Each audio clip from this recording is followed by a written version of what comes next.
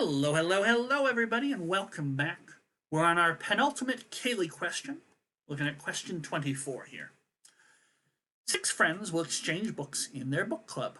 Each friend has one book to give to a friend, and will receive one book from a different friend. No two friends trade books with each other. In how many ways can the books be exchanged? Interesting. What I want to do with this is I want to try and visualize it, and I'm not going to jump straight to the six friends. If I had just two friends, I'm going to visualize trading a book like this. Okay, so person A gives their book to person B. Now, if I had just two friends, well, B would have to give their book to A, and they're saying that that can't happen. Okay?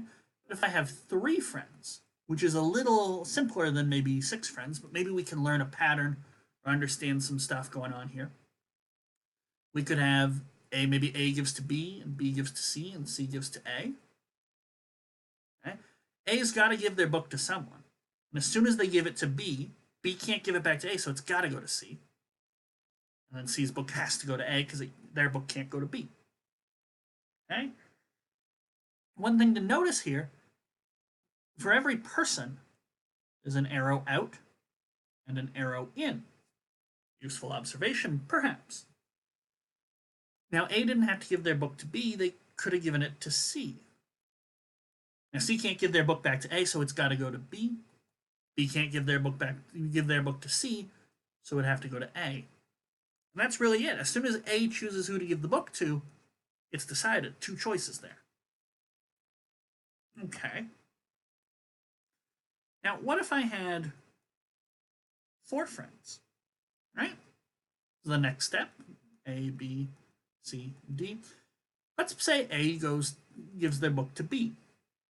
B can't give it back to A, but we do have two choices as to who to give their book to. So maybe they give it to D.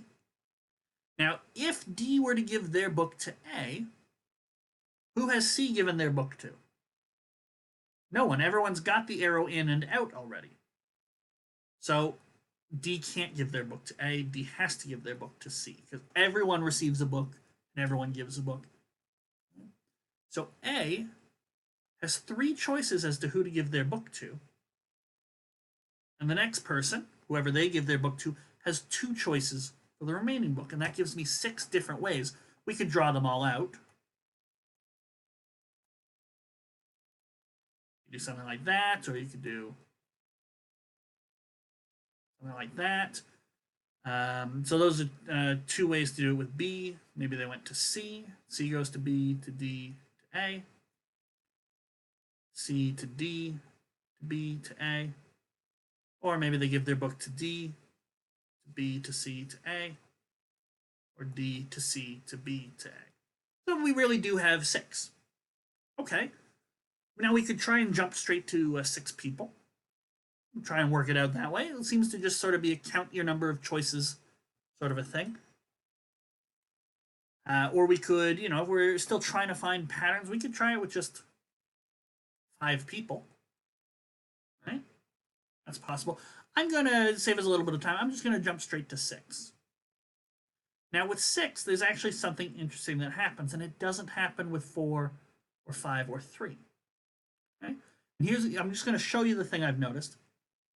Okay, sort of the book sharing triangle is the smallest unit we can have here, the smallest sort of complete cycle. And with six people, you could actually have two sort of book cycles, two of these triangles. Okay? So we're going to deal with that in a moment. But suppose I don't have this book triangle. Okay? Suppose for a moment we don't have this book triangle.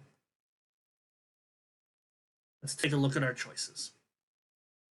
So A has six different choices of people to give their book to. I'm going to pretend they give it to B. Six different choices for A to give their book to someone. B has, not six, five.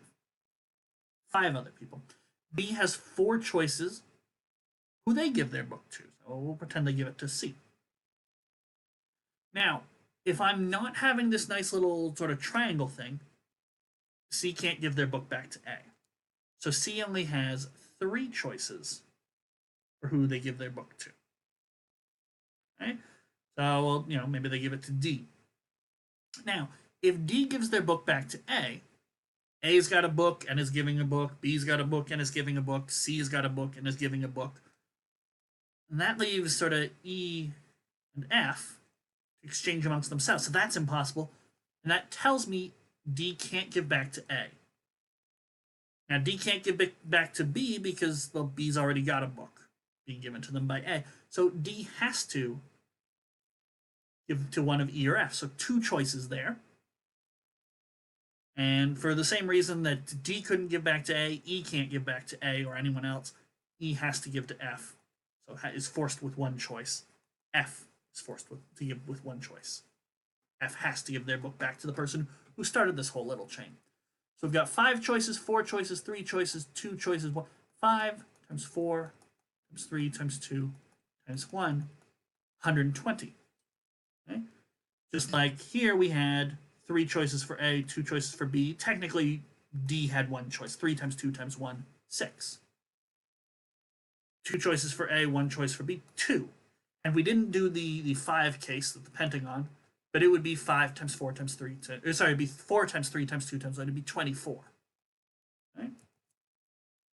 And if you'll look, 120 is a possible answer. So if you just sort of notice this pattern, and these types of numbers are called factorials, you might say, aha, that's it.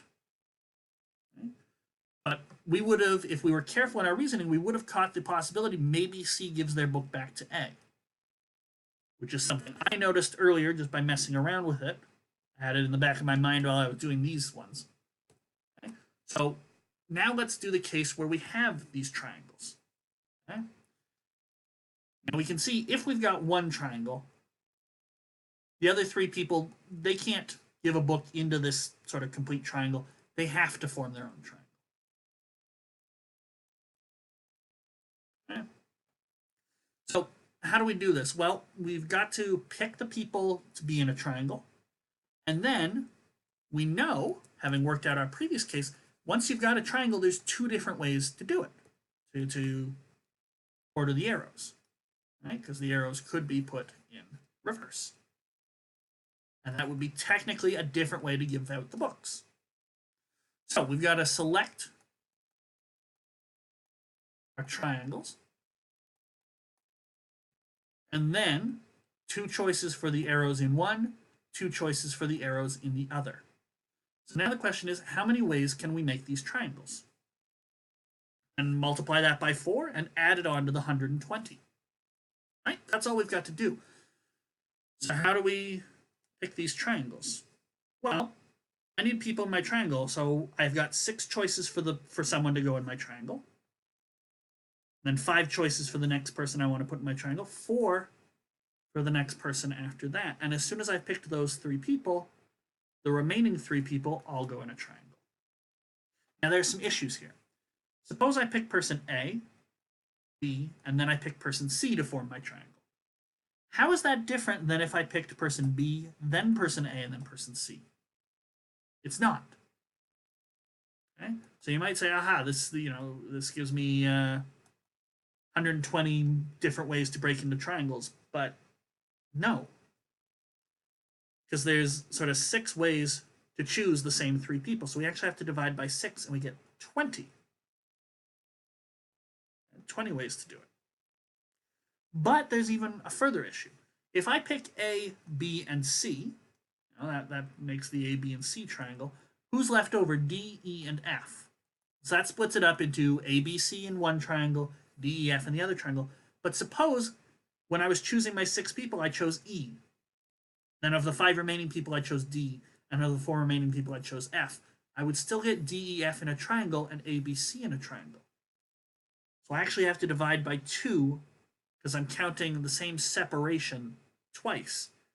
Actively picking A, B, and C for a triangle or actively picking D, E, and F for a triangle. It results in the same separation.